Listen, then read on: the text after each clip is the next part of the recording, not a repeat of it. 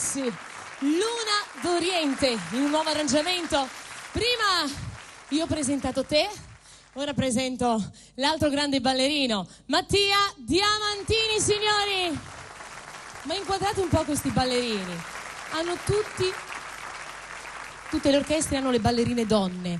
Io, donne, invece ho pensato a voi. Guardate che figoni, fatevi vedere, ragazzi, gli Aladini. Noi ci vediamo invece tra poco